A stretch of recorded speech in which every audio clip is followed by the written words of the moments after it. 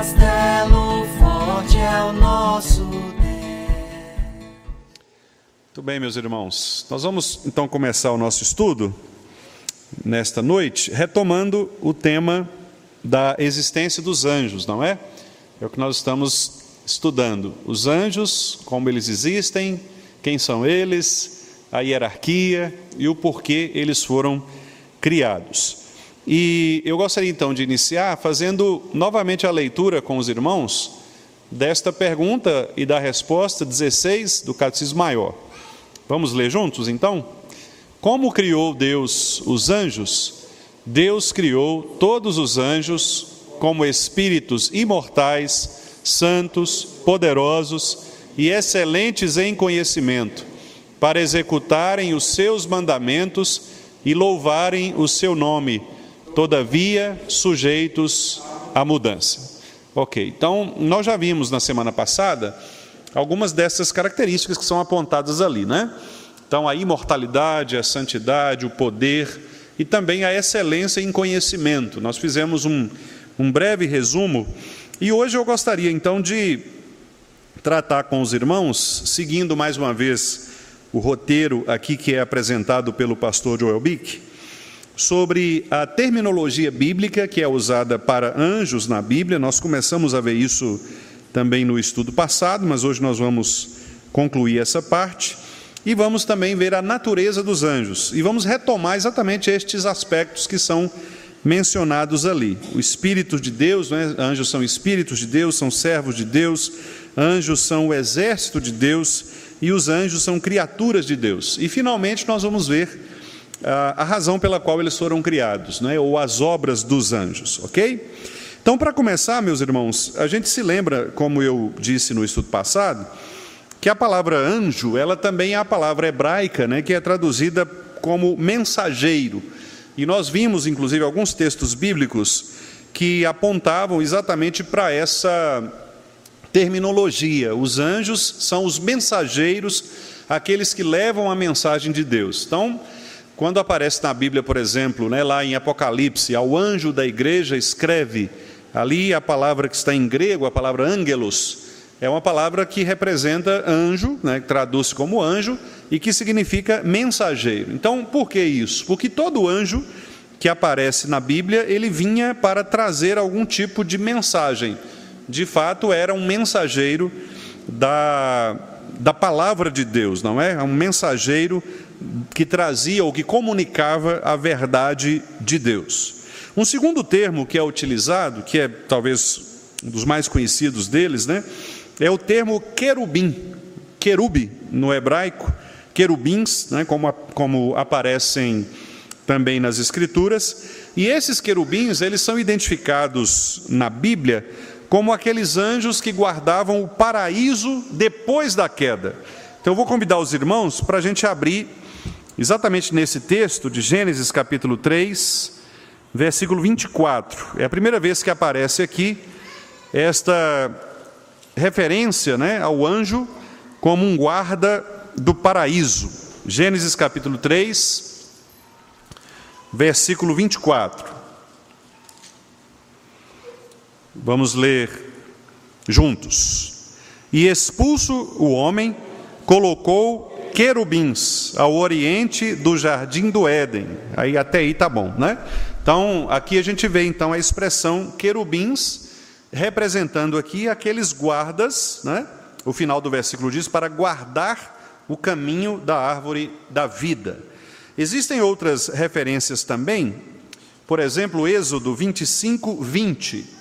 Vamos abrir lá também, Êxodo 25, 20.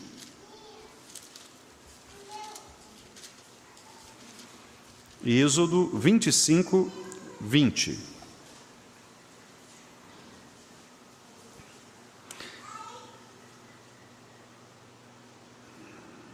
Aqui nós estamos falando da construção da arca, né? Então, verso 20, vamos ler. Os querubins estenderão as asas por cima, cobrindo com elas o propiciatório. Estarão eles de faces voltadas, uma para a outra, olhando para o propiciatório. Então, aqui também, os querubins aparecem como guardas, aqueles que guardariam os elementos sagrados, né? Aqueles 3 elementos sagrados que estavam dentro da Arca da Aliança. Então aqui nós temos uma referência a essa classe de anjos, chamados de querubins, responsáveis por fazer a guarda daquilo que é específico do ser de Deus, né? Ou daquilo que é administrado por Deus, diretamente por Deus, seja do paraíso, ou seja também dos chamados símbolos sagrados, como nós temos aqui. Uma outra ocorrência também dos querubins aparece em Ezequiel, quando eles são chamados ali de seres viventes. E aí, ali menciona, né, inclusive, tendo eles 4 faces, um homem, um leão, um boi, uma águia, 4 asas, cheios de olhos, símbolos, né, que vão apontar aqui para este poder que o catecismo menciona. Anjos são poderosos. Vamos ver aqui, por exemplo, Ezequiel. Hoje nós vamos mencionar bastante os textos bíblicos, né? Para que a gente possa ver exatamente na Bíblia como que esses termos aparecem. Então, os irmãos, por favor, fiquem atentos aí para percorrerem, né, a Bíblia. Vamos ver Ezequiel. Podemos ler no capítulo 1 mesmo, existem algumas outras referências, mas nós vamos ver o capítulo 1. Tem alguns versículos, por exemplo, versículos 5 e 6. Vamos ler juntos. Ezequiel 1, 5 e 6. Do meio dessa nuvem saía a semelhança de 4 seres viventes, cuja aparência era esta: tinha a semelhança de homem. Cada um tinha 4 rostos, como também 4 asas. Então, olha para vocês verem, né? É interessante porque quando diz aparência de homem, mas homem não tem 4 rostos, asas, né? Então, aqui, por que o texto utiliza essa metáfora, né, para dizer que tem a aparência de homem? Para significar que aquele anjo, aquele ser especial, ele não era de outra estrutura que não fosse similar, parecida com a estrutura do ser humano, né? Então, quando a gente, obviamente não é isso que o texto está dizendo, mas quando a gente se lembra daquelas figuras mitológicas, por exemplo, que aparecem em filmes, né? Então você tem aqueles heróis, aquelas figuras mitológicas que são homens com mistura, né, de animais, etc. Então você tem a arte, né, o cinema no caso, tenta imitar exatamente esses seres celestiais, né? Esses seres que não são visíveis, mas são imaginados. Então, o que o texto faz aqui é exatamente isso: é mostrar que esse anjo, ele tem uma semelhança de homem, embora ele seja diferente de homem. Então, ele não é um homem como nós, ele é semelhante, ele tem uma estrutura, mas ele tem características que superam as características dos homens. Por isso mesmo eles são espíritos imortais, santos, poderosos, né? Excelentes em conhecimento, porque embora eles sejam parecidos conosco, semelhantes a nós, eles não são como nós. Há coisas que distinguem os seres celestiais, os anjos, dos homens. Também os querubins são mencionados, irmãos, como aqueles que carregam, são os carregadores do carrossel voador do Senhor. Aqui é uma referência, né? Os irmãos a gente vai chegar aqui também, quando tratar, por exemplo, do exército de anjos. Então, há aqueles anjos que cuidam deste transporte, assim como tem, também a gente vê no caso dos reinados, né? Tem aqueles carregadores do trono do rei ali, geralmente em filmes, né, a gente vê isso. Então, a rainha sentada naquele carrossel e os carregadores levando, né? Aqui a ideia do texto é esta: os anjos, eles carregam o trono de Deus. Claro que isso é uma metáfora, né? Porque Deus não pode, como nós sabemos, ser contido num lugar específico. Mas aqui o texto quer se referir ao fato de que existem aqueles anjos que estão no trono do Senhor e que servem ao trono do Senhor, como sendo estes guardas, né? Estes que atentam para a guarda do trono de Deus. Vamos ver esse texto, por curiosidade, né? São textos, às vezes, até mais complexos mesmo de a gente interpretar, e nós não faremos, né, assim, uma exegese dos textos agora. Vamos mencionar, e obviamente se posteriormente, né, a gente tiver alguma questão específica, a gente vai e trata daquele texto especificamente. Então, o primeiro livro das Crônicas, capítulo 28.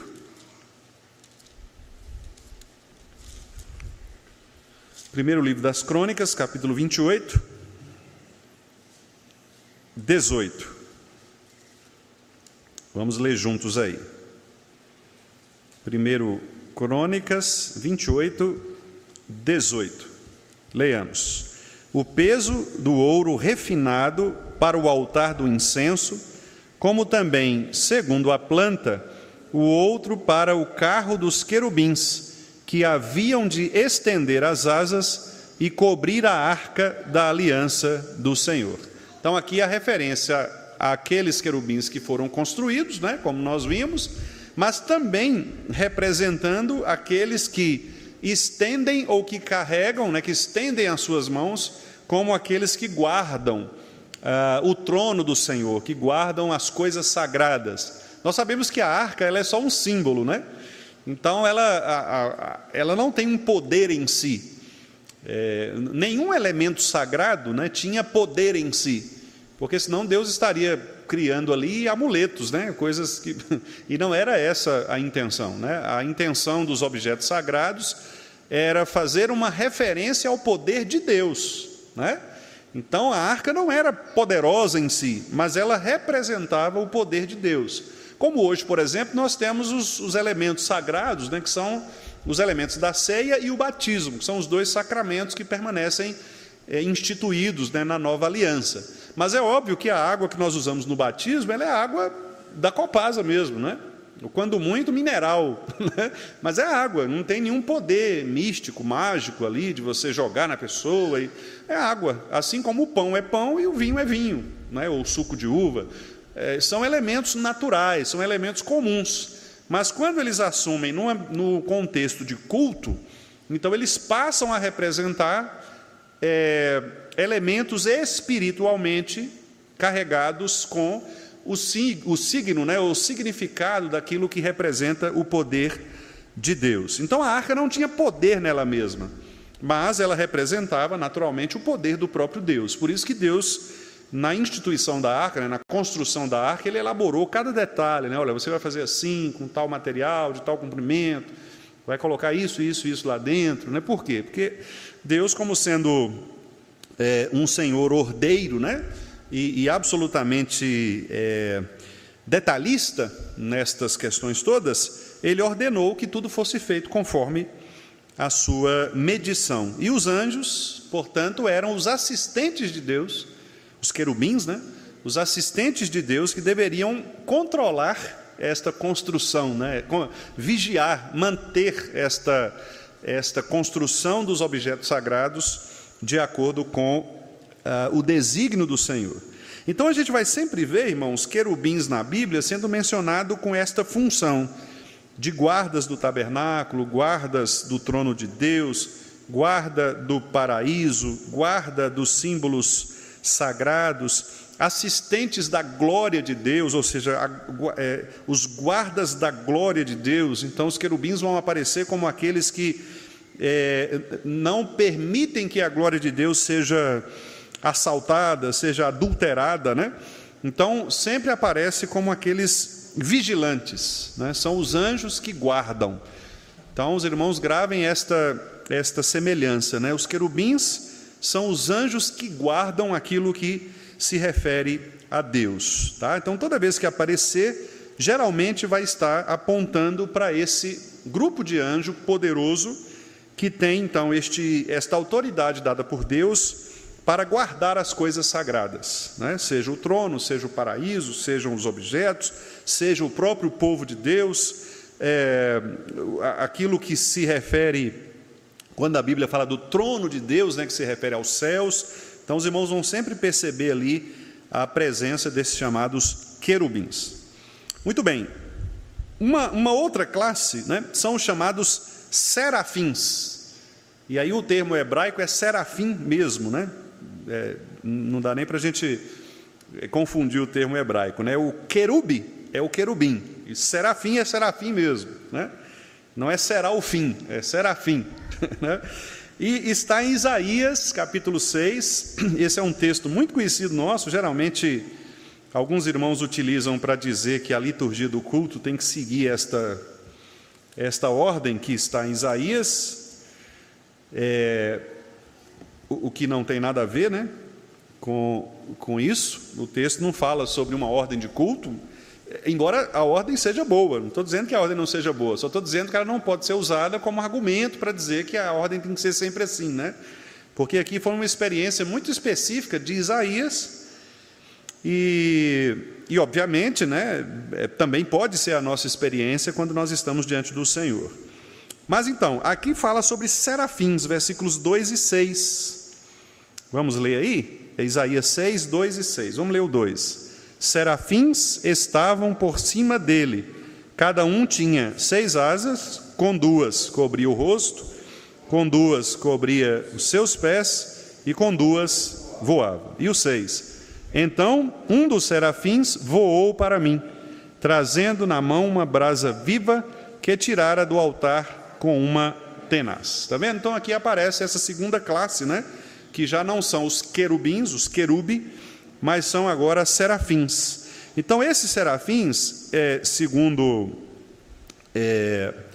os estudiosos, eles aparecem exatamente como aqueles anjos que costumam pairar sobre o trono de Deus, como anjos que embelezam o ser de Deus ou o trono de Deus. E é por isso que o texto aqui de Isaías, os anjos, né, versículo 3, diz assim, ó, e clamavam uns aos outros. Quer dizer, quem clamavam aqui? Os serafins que clamavam. Clamar é um verbo que é utilizado na Bíblia para significar quase sempre uma manifestação de louvor. É uma oração, geralmente é uma oração, e essa oração, que a gente costuma chamar de clamor, né, é uma oração que adora a Deus e apresenta a Deus os seus louvores mais profundos, né? Então é o sentido mais profundo de adoração.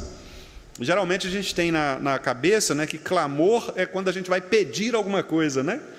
Já vamos levantar um clamor em favor de tal coisa. Então geralmente está ligado à petição, mas não só petição. Aqui, por exemplo, não é uma petição, aqui é uma declaração de louvor, é uma adoração profunda. Então o clamar é o humildemente se referir ou se apresentar à santidade de Deus. Então aqui os próprios anjos, eles clamam uns aos outros. Repare, aqui a comunicação não é com Deus, mas é uns com os outros. Não é interessante isso? Clamavam uns aos outros. Por quê? Porque aqui é o seguinte, os anjos, eles percebem a presença de Deus, e eles então agora dizem, olha, nós estamos diante dele, se ajeite aí, conserte aí, muda, arruma, o rei está chegando. Essa é a ideia. Quer dizer, nós não vamos nos apresentar diante do santo, santo, santo Senhor dos Exércitos de qualquer maneira. Percebe? Então esse é o sentido mais profundo de adoração. Se você está na presença do rei, né, casamento, que a nossa sociedade inverteu naturalmente o sentido, né? E colocou a noiva como sendo mais importante, quando na verdade o noivo é mais importante, né? É a noiva que espera o noivo, não é isso? Segundo a Bíblia? Ou não é? Então, só que a nossa sociedade inverteu, né? A noiva ficou mais importante que o noivo. Mas tudo bem, vamos pegar a noiva como exemplo. A noiva, quando vai entrar na igreja, o que acontece? Todo mundo... ficar de pé, né? Aí todo mundo acerta, ajeita, fica olhando. A ideia é semelhante a esta. Então é mais ou menos assim, está todo mundo aguardando, o rei chegou. Então, todos de pé, se ajeitem. Então os anjos aqui, eles estão dizendo, olha, está chegando, santo, santo, o Senhor está chegando. E por isso o temor de Isaías. Veja que o temor de Isaías, as bases do limiar do templo, né, que é o alicerce, tremeram, porque o rei está chegando. E aí Isaías imediatamente ele percebe a chegada do rei, ele se vê de uma maneira não adequada, porque diante de um rei como o Senhor ninguém está pronto, né? Ninguém está pronto. Então ele se vê completamente impotente, incapaz de receber o rei, e por isso ele fala: Senhor, ai de mim, eu estou perdido, não tem nem roupa para esse evento. Não é assim? Não tem nem roupa para esse evento, não tem nem como ir. Isaías se sente incapacitado. Então os anjos, os serafins, eles aparecem como sendo estes que embelezam a glória de Deus, né? São aqueles responsáveis por, com suas vozes, sacudir o templo celestial, né? E fazer com que a multidão de anjos, por meio dos seus brados, eles possam realmente cantar louvores ao Senhor. E aí, meus irmãos, há uma semelhança muito interessante lá em Apocalipse, capítulo 4. Os irmãos, por favor, abram lá também, Apocalipse 4. Nós vamos ler aqui os versículos 7 e 8. Há uma semelhança muito grande entre o texto que nós lemos agora há pouco, de Ezequiel, quando menciona lá, né, só para aqueles irmãos que chegaram depois da leitura de Ezequiel, Ezequiel capítulo 1 fala de anjos que têm semelhança de homens, mas que têm a aparência de anjo, né? Quer dizer, eles são leão e tal. E aqui nós vamos ver a mesma ideia, a mesma figura. Vejam só aí, capítulo 4, versículos 7 e 8. Vamos ler esses dois versículos? O primeiro ser vivente é semelhante a leão, o segundo semelhante a novilho, o terceiro tem o rosto como de homem, e o quarto ser vivente é semelhante à águia quando está voando. Aqui, naturalmente, é uma imagem das asas abertas, né? Uma águia, quando está voando, a gente imagina exatamente aquela envergadura, né? Algumas águias chegam a quase 2 metros, né, de envergadura. Então, possivelmente, a visão, né, que João está tendo aqui do trono celestial seja esta visão de um ser diferente.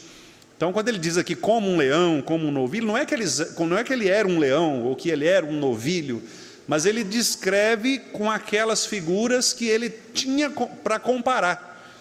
A gente não faz isso? Quando você, por exemplo, vai descrever alguém ou alguma cena, alguma coisa, você fala para a pessoa: é parecido com tal coisa. Quer dizer, não é a tal coisa, mas você faz o que a gente chama de metáfora mesmo, de símile, né, que é uma comparação. Você fala: parece isso. Não é, mas lembra isso, né? O 8, vamos lá. E os 4 seres viventes, tendo cada um deles, respectivamente, 6 asas, estão cheios de olhos ao redor e por dentro. Não tem descanso, nem de dia, nem de noite, proclamando: Santo, Santo, Santo é o Senhor Deus, o Todo-Poderoso, aquele que era, que é e que há de vir. Então aqui os intérpretes, eles entendem o seguinte, que como nós estamos falando do céu, e no céu nós temos então todos os anjos presentes, aqui seria a reunião dos querubins, que são aqueles descritos lá em Ezequiel, certo? Que são estes que parecem leão, novilho, etc., com os serafins, que são os responsáveis por embelezar o culto a Deus. Então aqui seria o culto dos anjos, os anjos oferecendo louvor a Deus no seu trono, né? Então esta é uma imagem de fato gloriosa, né, que nós temos aqui nesta expressão do Apocalipse. Aqui então seria a reunião destes anjos, tanto os querubins quanto os serafins, para louvarem a Deus, né, e apresentarem a Deus toda a sua adoração. Muito bem, irmãos. Um outro termo que também nós encontramos, que é utilizado inclusive pelo Catecismo Maior, é o termo espírito, que é o ruach no hebraico e pneuma no grego, né? No grego é mais fácil dos irmãos associarem, porque quando a gente fala, por exemplo, pneu de carro, né? O pneu, ele tem ar, não é isso? Sopro, né? Pneumonia, pulmão, ataca o pulmão, né, que é onde tem o ar. Então a palavra pneuma no grego também significa o ar, o sopro. Por isso que pneuma é espírito, né? É o sopro de Deus. Então essas palavras estão associadas. Então pneumático, pneu, né? Tudo que tem pneu aí lembra isto, lembra sopro, lembra ar. Então nesse caso, quando a palavra aparece, ela representa os espíritos de Deus, né? ou os espíritos que são anjos. Às vezes aparece a expressão ventos também, como lá no Salmo 104. Vamos abrir lá? Salmo 104, versículo 4.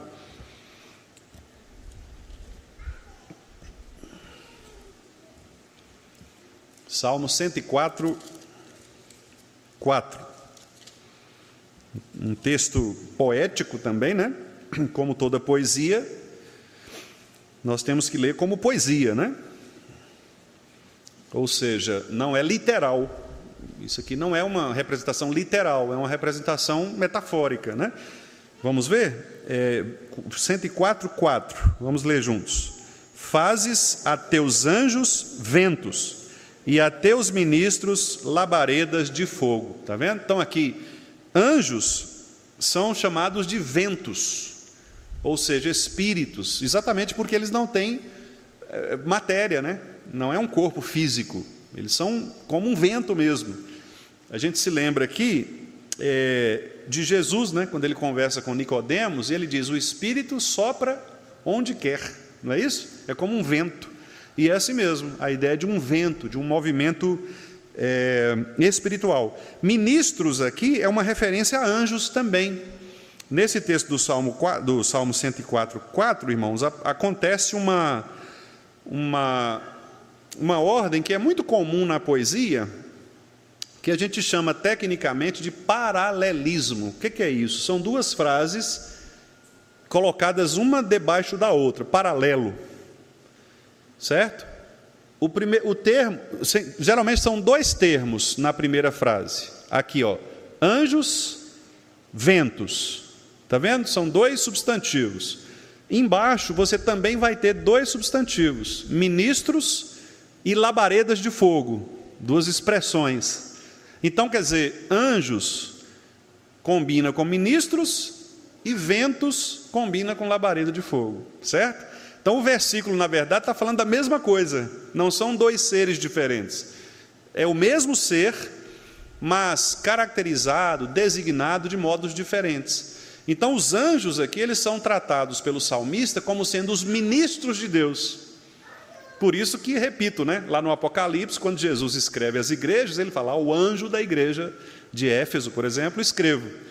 Quer dizer, não é o anjo enquanto ser celestial, mas é um anjo enquanto mensageiro, enquanto ministro, certo? Como aparece ministro em outros lugares do Novo Testamento, por exemplo, em que Paulo chama os pastores de ministros, né?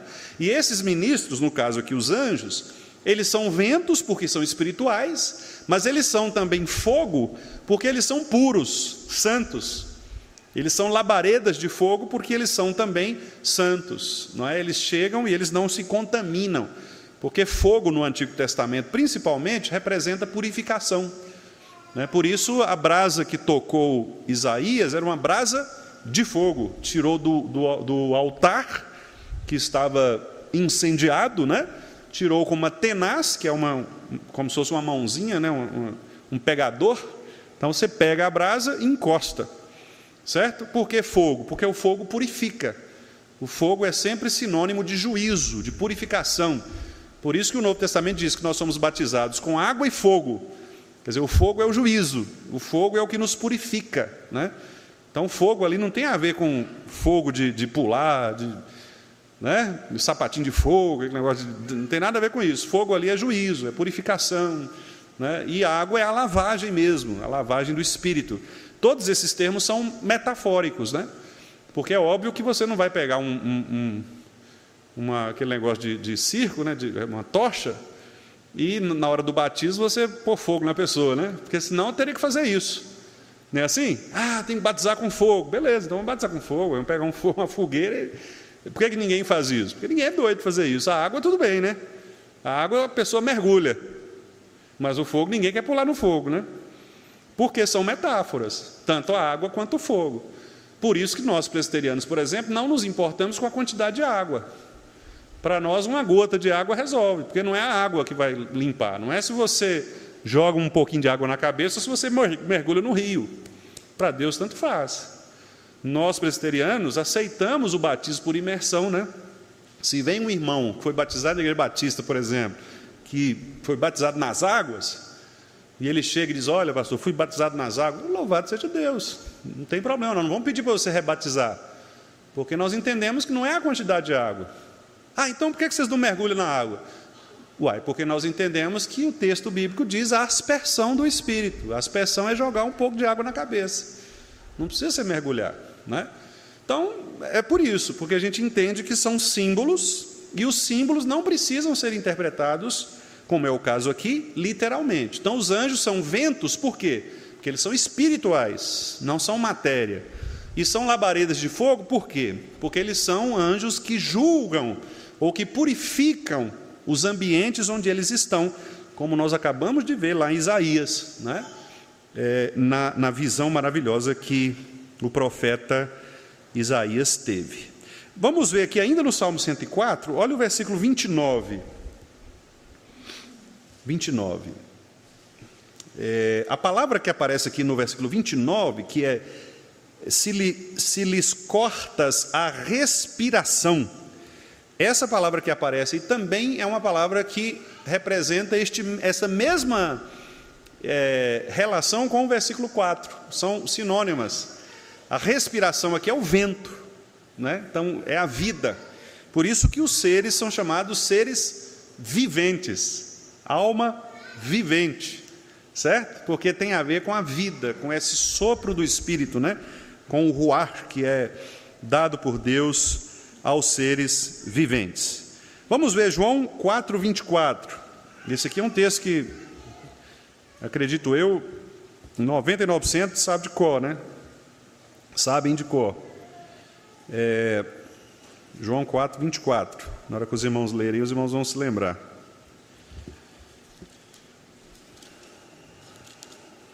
João está falando da adoração, né? Aqui, no caso, as próprias palavras de Cristo, né? Registradas por João, naquele encontro maravilhoso que Jesus teve com a mulher, né? de Samaria. E aí o versículo 24, vamos ler? Deus é Espírito, então é ruá. Esse Deus é o pneuma, né? No grego aqui no caso. E importa que os seus adoradores o adorem em Espírito e em verdade. Por isso que nós, meus irmãos reformados, nós não precisamos de nenhum tipo de elemento para adoração. Nenhum tipo de elemento. As igrejas reformadas, elas são, ou pelo menos deveriam ser, né, esvaziadas de qualquer tipo de elemento que faça referência ao ser de Deus. Nós não temos nada. Os irmãos podem olhar aqui, nada faz referência ao ser de Deus, nada. Não é? Por quê? Porque nós não precisamos de nada que faça referência ao ser de Deus, porque Deus é Espírito. A gente não precisa ter um crucifixo, a gente não precisa ter nada, não precisa ter uma arca aqui montada, um cordeiro ali de ouro, nada, não precisa ter um shofar, não precisa colocar bandeira de Israel, nada disso. Porque nós não precisamos disso, porque Deus é Espírito, certo? O máximo que as igrejas reformadas aceitaram e aceitam até hoje é a cruz vazia, né? Por quê? Porque o cristianismo foi marcado ao longo dos séculos pela presença da cruz. Então, a cruz, entendem os reformados, não seria não seria um problema, uma idolatria nas igrejas, porque seria uma referência ao sacrifício de Cristo, né? Muito embora eu já tenha visto, por exemplo, em alguns lugares, a pessoa, ao chegar à igreja, ter uma cruz, ela vai até a cruz, se ajoelha e ora, por exemplo. Então, tem algum problema? Não sei, porque aí vai depender do coração, né? Eu não sei o coração da pessoa. Não sei se ela entendeu que estar ali diante da cruz é mais santo do que estar, por exemplo, no banco. Se esse foi o entendimento, ela está errada, né? Porque não deve haver nada que seja visual que que transforme aquele ambiente num ambiente mais sagrado, né? Então a gente tem que ter muito cuidado com isso. Nós que somos conservadores, né? A gente tem que ter muito cuidado com isso, porque até aquilo que a gente conserva na igreja pode se tornar um objeto de adoração, embora a gente negue. Mas às vezes você mantém, por exemplo, certas né, certos móveis, certos objetos, certas práticas, e você enrijece de tal maneira aquela cultura, né, e sacraliza aquelas coisas. Isso é muito perigoso, né? A gente tem que tomar cuidado. Claro que o que é cultural, o que é tradição, faz bem de nós mantermos, né? Se é uma coisa boa, não há problema nisso. A própria Bíblia diz, né? Paulo fala, olha, mantenha a tradição dos apóstolos, né? No fundamento. Então, aquilo que é bom tem que ser mantido, não tem problema. Você só não pode transformar isso em objeto de adoração, né? Então, como se essas coisas em si fossem, por elas próprias, sagradas. Então, só esse parênteses aí, né? Deus é espírito. Bom, então, quando aplicado a anjos, esse termo, né, geralmente eles são usados quando esse termo espírito, né, eu vou refazer minha frase aqui para não dar mal entendimento, mas é o seguinte, o termo espírito, nós temos que tomar cuidado, porque ele também pode se referir a espíritos malignos, né, chamados demônios. Então, a gente vê isso muito na Bíblia, né? Por exemplo, vamos ver aqui, 1 Timóteo 4:1. É um exemplo só, os irmãos vão se lembrar de outros, né? Quando Jesus, por exemplo, expulsava, então, ali era uma referência a espíritos, né? A gente vê lá o termo espíritos, endemoniados ou malignos, né? Mas é só para os irmãos, então, terem essa referência. É 1 Timóteo 4:1. Primeira carta de Paulo a Timóteo 4:1. Olha só o contraste que aparece aí no versículo. Vamos ler? Ora, o Espírito, aqui é o Espírito Santo, por isso que está com letra maiúscula, certo? Vamos lá. O Espírito afirma expressamente que nos últimos tempos alguns apostatarão da fé por obedecerem a espíritos enganadores e a ensinos de demônios. Está vendo? Então aqui você tem um contraste entre o Espírito, que é o Espírito Santo. O Espírito Santo, ele afirma expressamente que nos últimos tempos, que o momento em que Jesus já estava aqui, né, esse momento neotestamentário, em que Paulo escreve para Timóteo, inclusive, alguns vão se apostatar da fé, né? E vão obedecer a espíritos enganadores. É engraçado, irmão? Engraçado não, é trágico, né? Que alguns irmãos, às vezes, quando leem textos como esse, eles falam assim, está vendo, pastor? Aí, a Bíblia fala que nos últimos tempos, né, a coisa vai piorar, que vai ter demônio. Mas esses últimos tempos aqui é desde a época que Jesus veio. Então, não fica preocupado não, porque lá na época já era assim, já estava ruim mesmo, né?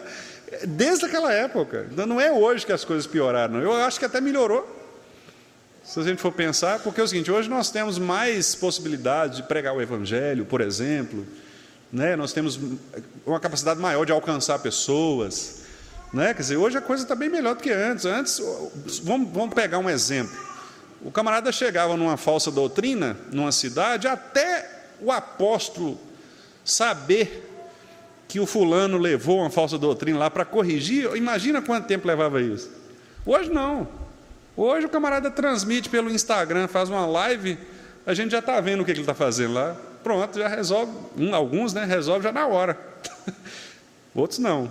Mas resolve, está ali, está todo mundo vendo. Então é muito mais fácil, né, do que aquela época. Então Paulo disse, ó, cuidado, Timóteo, porque vai aparecer, gente, o Espírito Santo está falando para nós, espíritos enganadores. Então aqui são anjos considerados demônios, espírito impuro, espírito maligno, né? Então aparecem muito esses termos na Bíblia.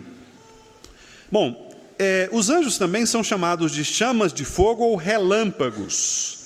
Nós vimos isso no Salmo 104, versículo 4, né?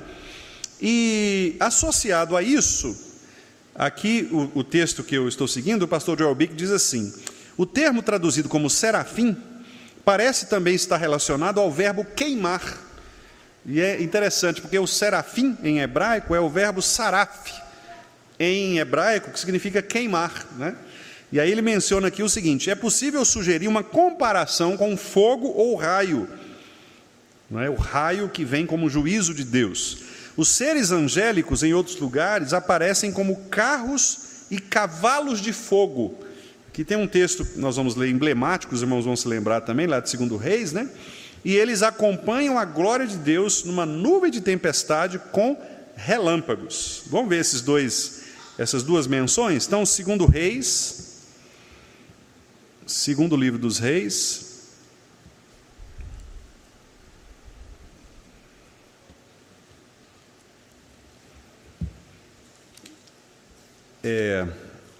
segundo livro dos Reis, capítulo 2, versículo 11. Segundo livro dos Reis, capítulo 2, versículo 11. Vamos ler lá? Muito conhecido porque trata-se de Elias, né? Uma das histórias mais conhecidas da Bíblia. Vamos ler juntos. Indo eles andando e falando, eis que um carro de fogo com cavalos de fogo os separou um do outro, e Elias subiu ao céu num redemoinho. Então, um cavalo de fogo, né? Claro que o texto não está se referindo aqui a cavalos mesmo, né? Objetos, animais, como nós conhecemos. São seres celestiais, né? Seres celestiais. Então, carro de fogo, cavalo de fogo. E vamos ver também o Salmo 97. Salmo 97. Nós estamos falando em anjo, o Miguel está conversando ali, né? Salmo 97, 2 e 4, ou 2, 3 e 4. Vamos lá. Salmo 97, 2, 3 e 4. Nuvens e escuridão o rodeiam, justiça e juízo são a base do seu trono. Adiante dele vai um fogo que lhe consome os inimigos em redor. Os seus relâmpagos alumiam o mundo. A terra os vê e estremece. Então aqui também o pastor Bick faz uma referência, né, analisando esse texto, com o exercício dos anjos. Este fogo que julga, né, como nós vimos lá em Isaías, e como esses relâmpagos que iluminam o mundo, né, que são o brilho da glória de Deus, né? O brilho da glória de Deus. Então os anjos serviriam, meus irmãos, como aqueles seres, né, que movimentam esse espaço glorioso, como nós falamos, né? É claro que a nossa imaginação, obviamente a Bíblia não nos permite, né, fazer especulações, imaginações, mas quando nós lemos textos como esses, dá a impressão de fato que os seres estão, eles manipulam, né, com muita sabedoria aquilo que pertence a Deus. Então, a gente fica pensando, né, o texto fala de relâmpago. Então, claro que o texto não está falando de um relâmpago desses que a gente vê quando chove. Mas quando você vê esses relâmpagos, quando chove, nós deveríamos imaginar isto como um pequeno exemplo daquilo que é o brilho dos anjos, né? Veja como que é interessante. E quando o salmista diz que os céus manifestam a glória de Deus, eu penso que é também nesse sentido, né? Então, quando você sentir e perceber brilhar, né, um relâmpago, pense que isso é um reflexo daquilo que um anjo só é capaz de produzir, né?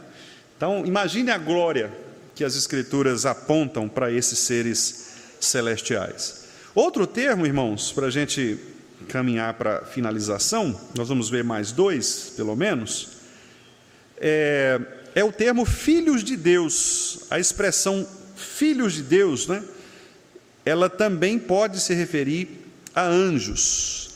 E aí a gente se lembra, né, por exemplo, quando os termos eles apontam para os anjos de Deus como sendo aqueles que são criados por Deus para exercer a autoridade do Senhor. Vamos ver aqui Hebreus 1:6. Hebreus 1:6.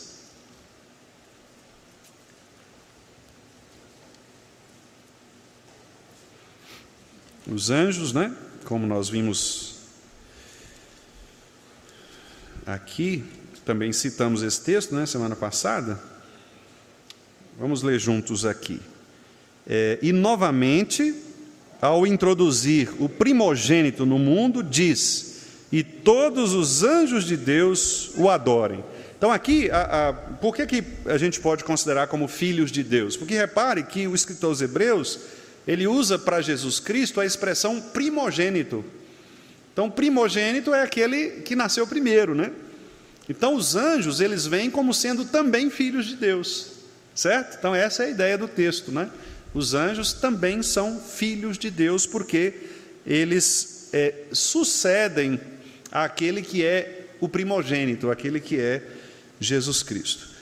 Exército do céu, uma outra referência também, né, que aparece aqui, a anjos. Os anjos do Senhor são os seus exércitos. Esses exércitos, eles servem para louvar o nome do Senhor, fazer a vontade do Senhor e, como é próprio de um exército, lutar também por aquelas coisas que devem ser protegidas, né, por Deus. Vamos ler só 2 textos aqui, serão suficientes, né? Vamos ver, por exemplo, Salmo 148. Salmo 148, versículo 2.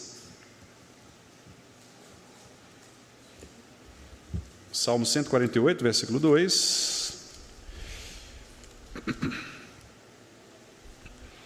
Vamos ler?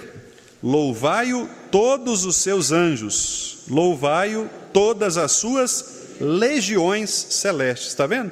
Lembra daquilo que eu falei com os irmãos agora há pouco, do paralelismo? Então, anjos aqui significa também legiões celestes. É a mesma coisa, são termos paralelos.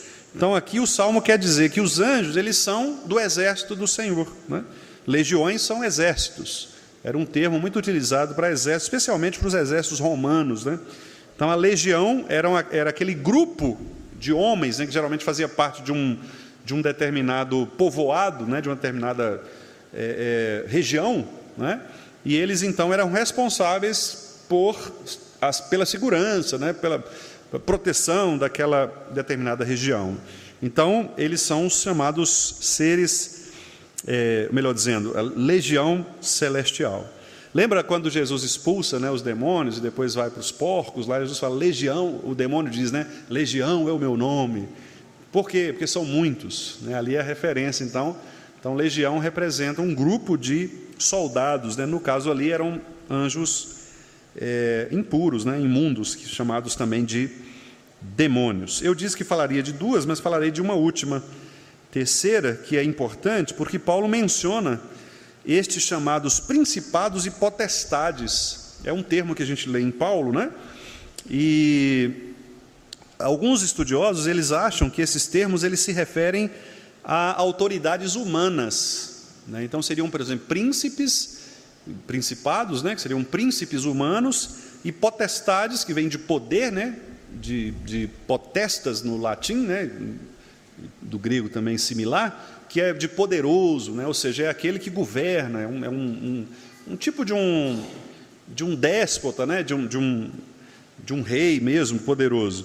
Mas alguns autores, como por exemplo o pastor Joel Bick, entendem também que nisso estão incluídos, né, nesses principados e potestades, estão incluídos também os anjos. Por quê?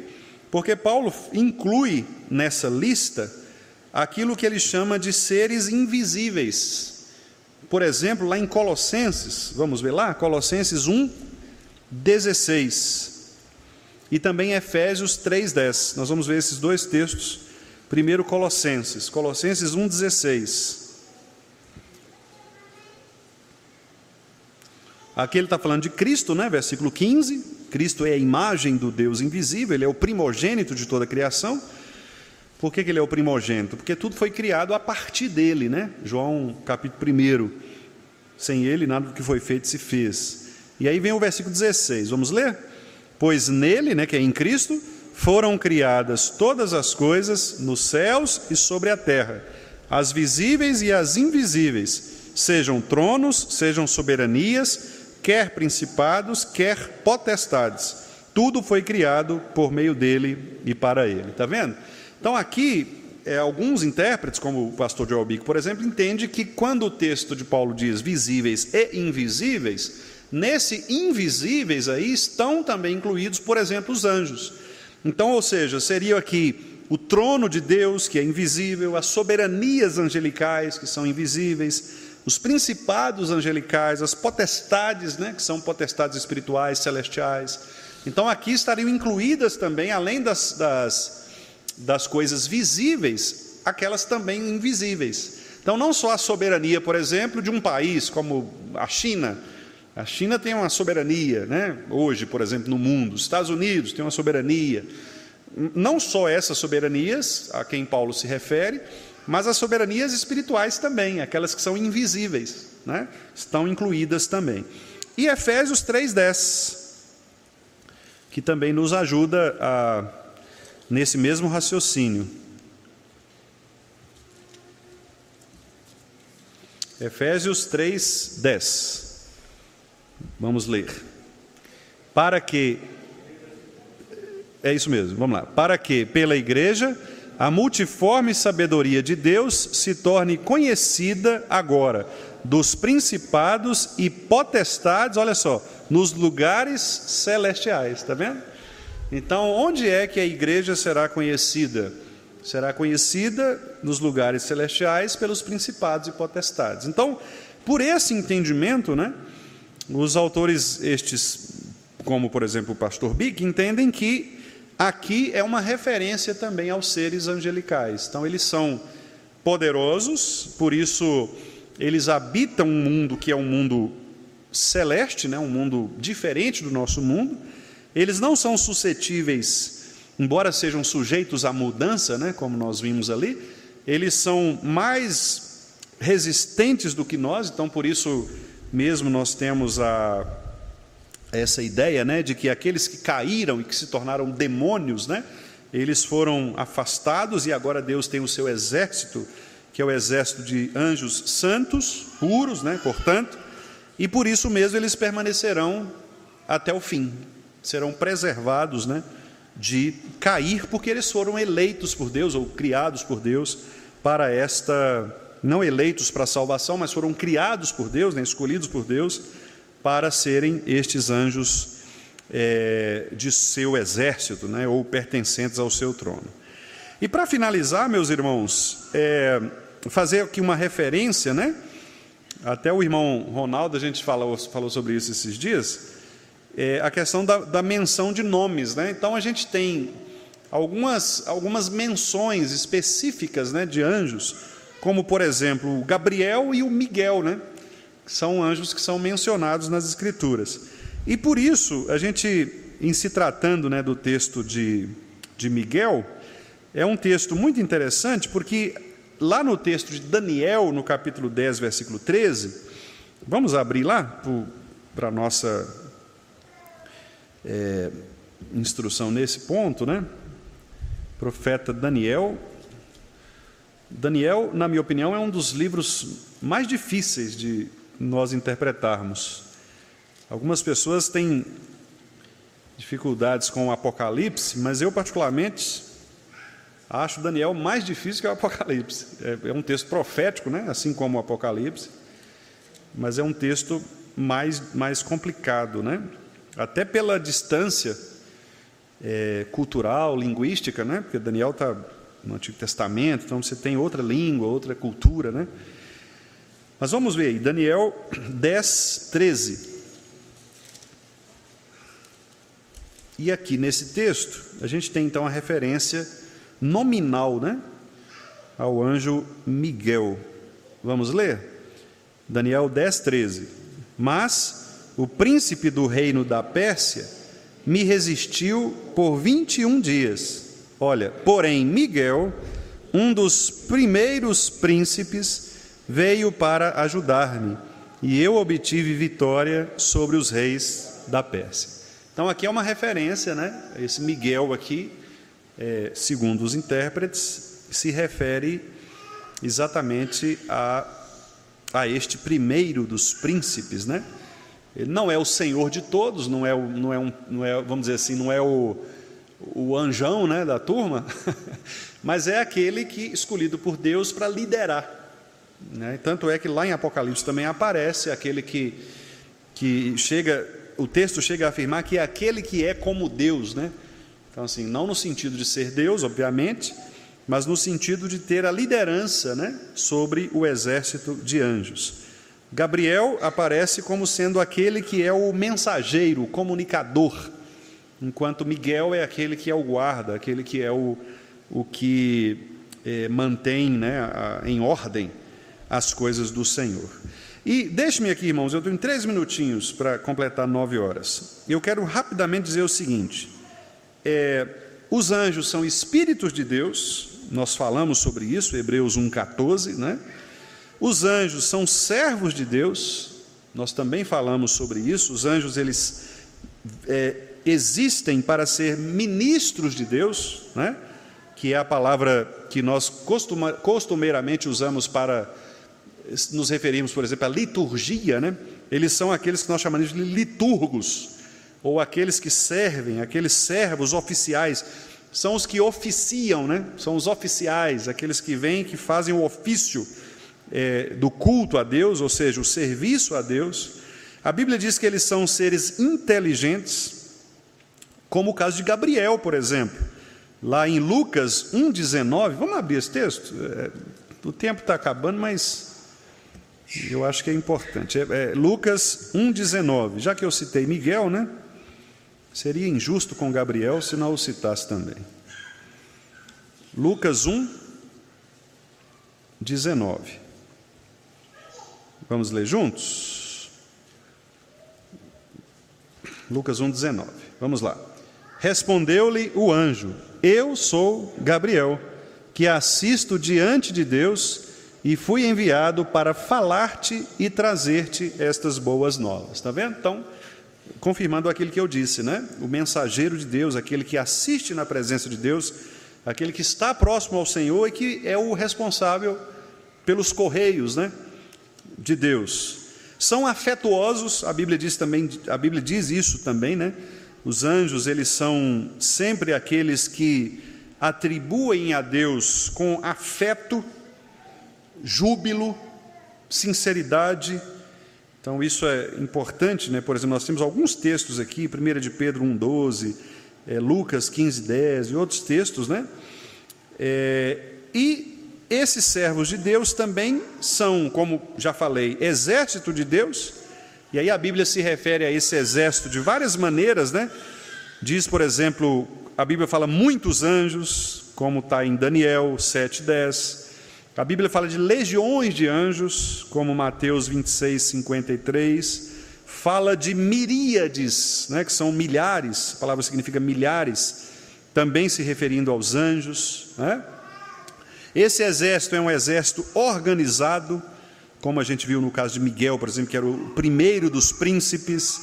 Aí a Bíblia fala sobre arcanjo, fala sobre príncipe dos persas, como nós lemos. São também valorosos em poder, ou seja, são poderosos. Então, tudo isso se referindo às características mesmo de exército, né? E, finalmente, irmãos, esses anjos, eles servem, como eu já disse, mas quero fechar com isto, até pelo texto que nós lemos de Lucas, são anjos que assistem, né, como diz o texto aqui, assistem diante de Deus. Assistir o que é? Servir. Então são seres criados por Deus para celebrarem a glória de Deus, para louvarem o Senhor, como fizeram os anjos lá, os serafins, lá em Isaías: santo, santo, santo é o Senhor dos exércitos, né? Como fizeram também lá no texto de Apocalipse, que nós lemos, santo é o Senhor Todo-Poderoso. Então esses anjos, eles louvam a glória de Deus, eles guardam os lugares sagrados e as coisas sagradas, como o paraíso, como nós vemos, né? Eles comunicam a palavra de Deus, como o caso de Gabriel, por exemplo, nesse texto de Lucas. Cuidam dos filhos de Deus. Esse é um ponto importante, né, que eu até mencionei no estudo passado, né? Porque tem aquela ideia do chamado anjo da guarda, né? Então, de que maneira, né, os anjos cuidam de nós? Os anjos cuidam de nós exatamente porque, como eles cumprem, né, o propósito de Deus, obviamente eles cuidam daquilo que pertence a Deus. E o que é mais importante no mundo que pertence a Deus, senão a sua igreja, senão o seu povo? Então Deus protege o seu povo por meio dos seus anjos. E aí, lá em Hebreus 1,14, o texto diz assim: não são todos eles espíritos ministradores, enviados para serviço a favor dos que hão de herdar a salvação? Olha que pergunta interessante que o escritor aos Hebreus faz, né? Se os irmãos quiserem marcar aí, Hebreus 1,14, o texto que eu li. Não são eles, os anjos, então, esses espíritos ministradores que servem exatamente para nos guardar? Que coisa maravilhosa, né? Então, nós não temos anjos da guarda individualmente, né? Você não tem um anjinho que te guarda, mas os anjos do Senhor acampam-se, no plural, ao redor daqueles que o temem e livra, né? Quem são estes que temem? A igreja do Senhor, o povo de Deus, né? Então nós somos sim guardados, protegidos pelos seres celestiais, pelos anjos do Senhor. Eles protegem os filhos de Deus, protegem os servos do Senhor. Há um outro texto interessante lá em Atos 5, né? Quando os apóstolos estavam presos, diz o texto lá o seguinte: um anjo, né, do Senhor abriu as portas do cárcere e conduziu para fora aqueles que estavam presos, né, libertando ali Pedro da prisão. Então, quem libertou? Um anjo do Senhor. Possivelmente eles não viram, mas as portas se abriram, né? Então, o anjo do Senhor estava ali guardando. Também lá em Tiago, né, aparece o texto que o anjo do Senhor matou o perseguidor que estava aprisionando Pedro, né? Ali é uma referência também a esse texto, e a palavra de Deus se multiplicou por isso. Então, quer dizer, o anjo de Deus, ou os anjos de Deus, não um anjo especificamente, mas o exército de anjos, eles executam juízos de Deus, punem os ímpios para proteger aqueles que são eleitos pelo Senhor. Então, meus irmãos, resumindo, né? Nós vimos aqui a existência dos anjos. Eles existem, de fato, porque a Bíblia nos diz a respeito disso, muito embora nós não tenhamos como provar estas coisas do ponto de vista dos nossos sentidos. Então, nós não vamos ver um anjo, nós vamos ouvir um anjo, não vamos ter como provar isso, né, do ponto de vista de aspectos da ciência, embora, como eu disse no estudo anterior, até mesmo alguns filósofos, eles sugeriram a existência de seres espirituais, né, seres que não são seres materiais como nós. Vimos também que estes anjos, eles recebem diversos nomes nas Escrituras, né, e esses nomes significam a razão da existência deles, né, por que eles existem, para que eles existem. Vimos as características deles: são seres imortais, santos, poderosos, inteligentes, né, muito acima da nossa capacidade. São seres por quem Cristo não precisou morrer. Então Cristo não redimiu anjos, né? Cristo redimiu seres humanos. Os anjos não. Os que caíram acompanham Satanás. Os que não caíram permanecem no trono de Deus. E vimos agora, finalmente, o que eles fazem, né?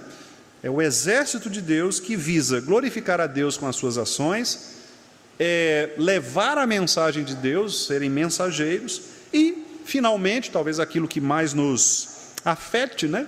São também ministros do Senhor para guardar o povo do Senhor em toda circunstância, em toda situação, a fim de nos manter também, né, como preservados para aquele dia no qual todos nós, inclusive os anjos, cantaremos ao Senhor aqueles belos cânticos, né, que estão descritos ali no Apocalipse. Então, esta é o resumo, muito rápido, obviamente, né, deste tema, que é um tema muito rico e que nós tratamos aí nesses dois estudos